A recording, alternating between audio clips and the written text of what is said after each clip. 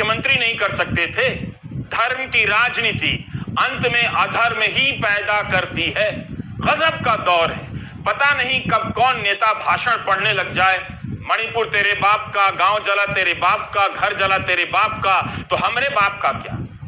इन्हीं सब विचित्रताओं पर हम आज के वीडियो में बात करेंगे। लेखक मनोज के संवाद पर नहीं, गीतकार प्रधानमंत्री मोदी पर भी बात करेंगे।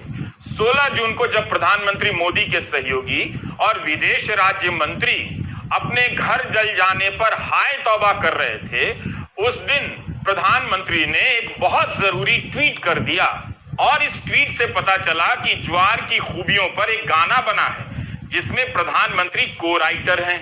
इस ट्वीट से सारे आरोप गलत साबित हो गए। मणिपुर को लेकर प्रधानमंत्री कुछ नहीं कर रहे हैं, लेकिन ज्वार को लेकर कितना कुछ कर रहे हैं।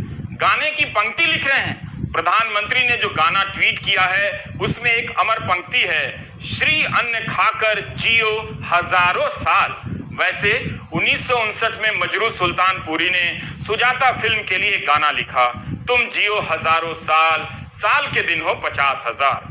नेहरू के दौर की फिल्म के गाने का मुखड़ा मोदी के दौर में नकल हो जाए या वैसा ही आ जाए और संबित पात्रा अभी तक नेहरू की निंदा ना करें, इसका मतलब है कि आज देश में सूरज नहीं निकला है। क्या लाइन है, श्री अन्न खाकर जियो हजारों साल। इस गाने को हर दिन काम शुरू होने से पहले हर दफ्तर में बजाया जाना चाहिए ताकि पूरे दिन लोग काम ही ना कर पाएं। 16 जून को प्रधानमंत्री ने ट्वीट कर इसकी सूचना दी, उस पर नहीं मिला, लेकिन कई अखबारों में उस समय यह खबर छपी थी। 18 नवंबर 2021 के दिन टाइम्स ऑफ इंडिया ने इसकी रिपोर्टिंग की। कवि पुष्यमित्र उपाध्याय ने कहा कि उनकी यह कविता एक गंभीर सामाजिक विषय को उठाने को लेकर रची गई थी। इसका राजनीतिक उपयोग इसकी भावनाओं को सीमित करने वाला है।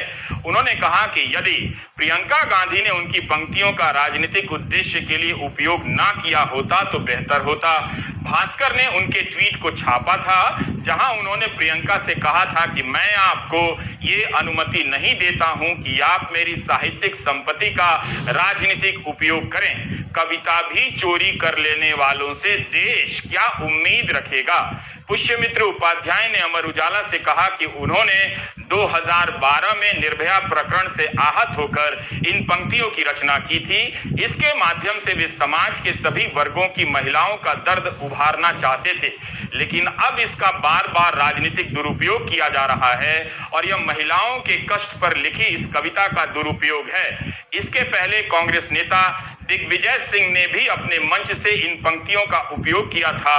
उस समय भी पुष्यमित्र उपाध्याय ने इसके राजनीतिक उपयोग को लेकर विरोध प्रकट किया था।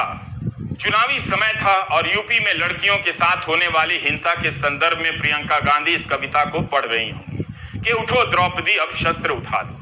राजनेताओं को वैसे भी वीर रस की कविताएं पसंद आती हैं, मगर वीर रस के रचयिता कवि पुष्यमित्र को यह बात पसंद नहीं आई, जबकि वे खुद इस कविता के जरिए निर्भया के समय यूपीए सरकार की उदासीनता पर राजनीतिक चोट करते हुए प्रतीत होते हैं। लेकिन अब उन्हें लगता है कि प्रियंका गांधी का पढ़ना इसका राजनीतिक इस्तेमाल है। उम्मीद है कवि फिर से विनेश फोगाट का विरोध करेंगे कि उन्होंने इसका राजनीतिक इस्तेमाल किया, दुरुपयोग किया।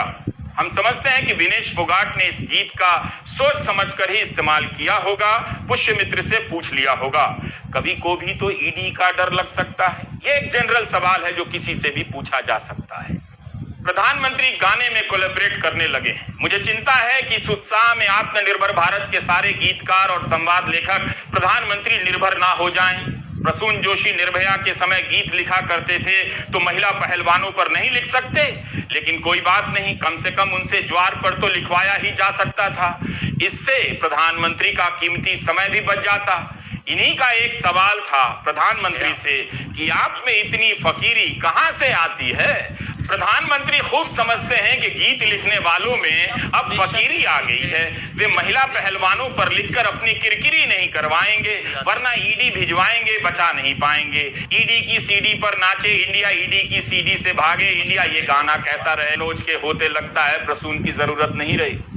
मनोज ही नए जोशी हैं, मनोज ही नए प्रसून हैं। मनोज अपने आप में मनोज तो हैं ही, वही सनोज हैं, सरोज हैं और अफरोज हैं। प्रधानमंत्री समझ गए होंगे कि ज्वार पर गीत लिखने का काम, श्री अन्न पर गीत लिखने का काम द्वार पर खड़ा गीतकार नहीं कर सकता है, इसलिए वे खुद कोलैबोरेट कर गाना लिख रहे हैं। प्रधानमंत्री इस गाने के को राइटर हैं, बस मणिपुर में को राइटर या को ड्राइवर की भूमिका में नजर नहीं आ रहे हैं, जहां डबल इंजन नाम की मोटर गाड़ी सड़क से उतरकर खड्डे में गिर गई है। 16 जून बहुत विचित्र दिन रहा। आज के वीडियो में 16 जून याद रखिएगा और वीडियो पूरा देखिएगा। सेना के retired lieutenant general Nishikant Singh ने ट्वीट किया कि वे मणिपुर से हैं और रिटायर्ड जिंदगी जी रहे हैं। मणिपुर एक राज्य तो है, मगर आज राज्य विहीन हो चुका है। यहाँ कभी भी किसी की संपत्ति और जीवन नष्ट की जा सकती है, जैसे लीबिया, लेबनान, नाइजीरिया और सीरिया वगैरह में हो जाती है। ऐसा लगता है कि मणिपुर को उसके हाल पर छोड़ दिया गया है। क्या कोई सुन रहा है? इसके साथ इन्होंने 1999 का एक स्टैंप भी साझा कर दिया कि युद्ध की सीमा होती है। जो हाल आदि पुरुष के दर्शकों का हुआ है, जो आहत होने के नाम पर दूसरों को खदेड़ा करते थे, अब खुद आहत हो रहे हैं मगर खुद को खदेड़ नहीं पा रहे हैं।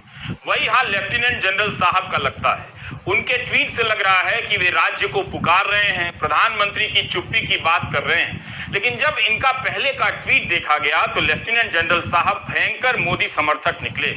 हर बात में मोदी है तो मुमकिन है कहने वाले सेना के रिटायर्ड लेफ्टिनेंट जनरल को लगता है कि मणिपुर सीरिया हो गया है। इससे तो लाख गुना बेटर पोजीशन में आदि पुरुष के मनोज हैं। Retired lieutenant general Nishikant Singh के पुराने ट्वीट से जो मोदी संगीत निकल रहा है, वो मोदी के लिखे गीत और मनोज के संवाद से कहीं ज्यादा प्रभावशाली है। लेफ्टिनेंट जनरल निशिकांत सिंह पिछले साल 29 जुलाई को प्रधानमंत्री की पेंटिंग ट्वीट करते हुए लिखते हैं कि मोदी है तो मुमकिन है, #ग्रोथ विद गिफ्ट। ये भी पिछले साल का ही है, 10 अक्टूबर 2022 का।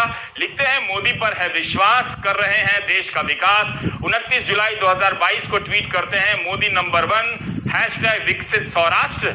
एक और है गुजरात रिजेक्ट्स गप्पी और पप्पू, मोदी नंबर 1। मोदी दुनिया के बड़े नेताओं की सूची में टॉप। पिछले साल 16 मई को लेफ्टिनेंट जनरल राज्यसभा सांसद जवाहर सरकार के एक ट्वीट पर उनसे भिड़ गए थे। रिटायर्ड लेफ्टिनेंट जनरल साहब का ट्वीट देखकर हाउसिंग सोसाइटी के रिटायर्ड अंकिलों की याद आ गई। अंकिलों की, जिनकी दुनिया में मोदी ही सब कुछ है, मोदी के बाद कुछ नहीं। लेकिन मोदी मोदी का नारा लगाने वाले लेफ्टिनेंट जनरल साहब को मोदी मोदी पुकारना पड़ रहा है। मोदी की सरकार वाले देश के एक राज्य की तुलना वे नाइजीरिया और सीरिया से करने लग गए। यह वाकई दुखद है। मोदी के एक भक्त अफसर का इस तरह के संगीन आरोप लगाना दुर्भाग्यपूर्ण है। अभी अभी 7 जून को उन्होंने ही ट्वीट किया, इस 7 जून को, हिंसा के 1 महीने बाद, कि हमारे माननीय प्रधानमंत्री अमेरिकी कांग्रेस में दूसरी बार हिस्सा लेने वाले पहले प्रधानमंत्री होंगे। हमें गर्व है। जैसा कि हमने कहा, इस वीडियो में आप कई तरह की विचित्रताएं देखेंगे। तो अब देखिए, उसी 16 जून की रात मणिपुर की बीजेपी अध्यक्ष शारदा देवी के घर पर हमला हो गया। सेना ने उनका घर बचा लिया। एक अन्य जगह पर बीजेपी के कार्यालय को भीड़ ने घेर लिया, उसे भी बचा लिया गया। इसके पहले विदेश राज्य मंत्री और बीजेपी के सांसद के घर को जला दिया गया। आप कहेंगे कि बीजेपी के अध्यक्ष जेपी नड्डा को तो राज्य में बीजेपी के नेताओं के घर जाना ही चाहिए। ये मुखौटा देखिए, नड्डा जी का है। त्रिपुरा में उनकी सभा में लोग उनका मुखौटा पहनकर आए, यानी